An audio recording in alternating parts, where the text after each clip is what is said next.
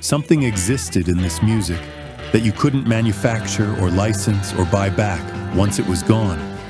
You either caught it while it was happening, or you didn't. These are photographs from when it was still happening. A few of these photos have stories behind them that almost nobody got told at the time. Jackson and Mercury recorded 3 songs together in 1981.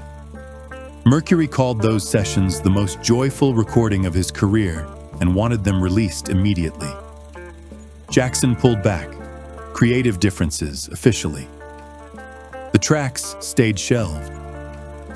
Freddie talked about them privately until the end of his life. He never got to revisit that call. That part stays with me. Gilmour gets described as Barrett's replacement. By 1974, that framing was completely backwards. He wasn't maintaining Pink Floyd. He was the reason it still functioned as a live band. Waters had the vision. Gilmour delivered it every night without coming apart. In 1973, Lemmy Kilmister was playing bass for Hawkwind. They fired him 2 years later. Motörhead came right after. Jagger and Townshend were supposed to be rivals. Same era, same scene. What they actually had was genuine respect. 2 musicians watching the other take the same risks a different way. Something Townshend did with the later connects to what comes next in this set. Hold on to that. Jagger was a global institution by 1988. Vaughan was still fighting for what Jagger already had. 2 years later, Vaughan was gone. McCartney and Bowie in 1985. Critics had moved on from both of them. The audiences hadn't. Both understood exactly what that gap cost. Bread was David Gates with rotating collaborators. He wrote it, produced it, played most of it, and ran all of it. The others knew that and stayed anyway. 20 million records sold, then quiet. What sold and what lasted, not the same thing. That comes back. Free fell apart. Bad Company was in stadiums within the year. Swan Song Records, debut album, #1. I remember Can't Get Enough on the radio for the first time. 3 minutes felt like all summer.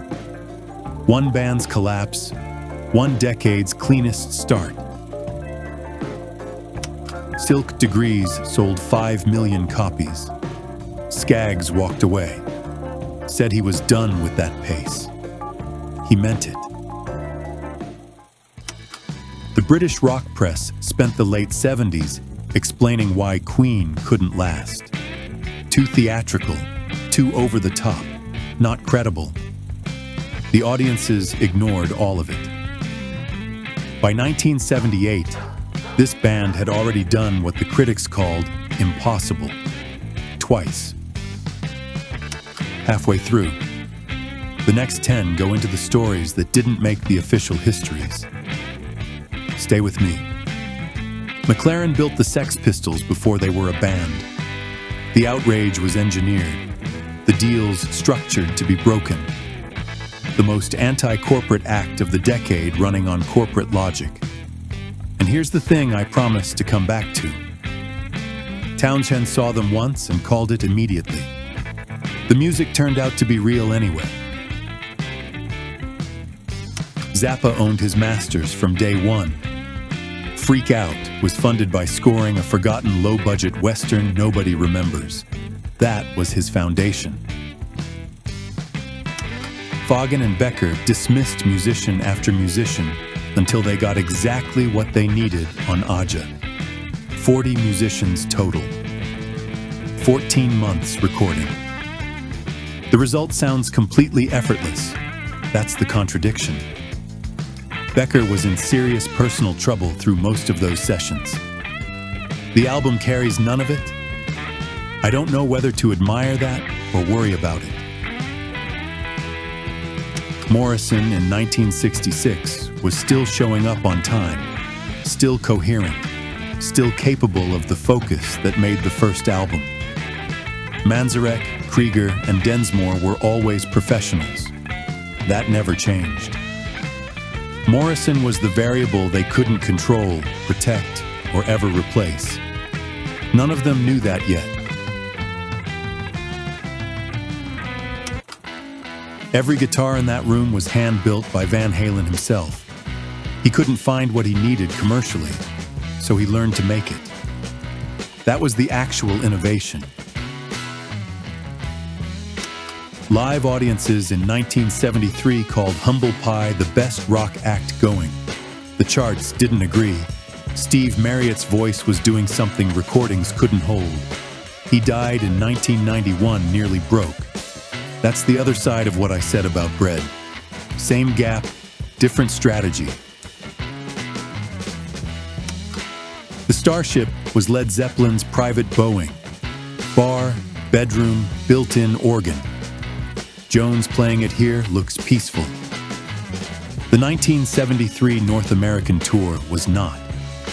That same run included the Drake Hotel incident. $200,000 in cash from a safe.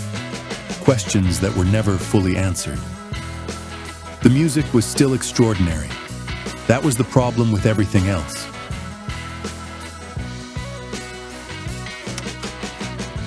Brian Jones founded the Rolling Stones, named them, booked the first gigs, made the first calls. By 1967, Jagger and Richards had decided he was the problem. He was replaced in 1969 and dead within the month. The Stones barely mentioned it afterward.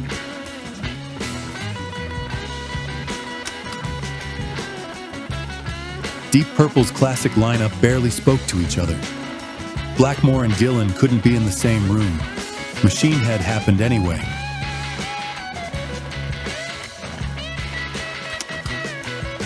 Nobody knew who this was in 1966. One failed single, a name change to avoid confusion with a monkey, no real direction yet. The person the world remembers hadn't been invented. He had time to work it out. Nobody gets that kind of time anymore. You know the official version of most of these names. Was there one here where the real story changed how you heard everything they made? Tell me which one.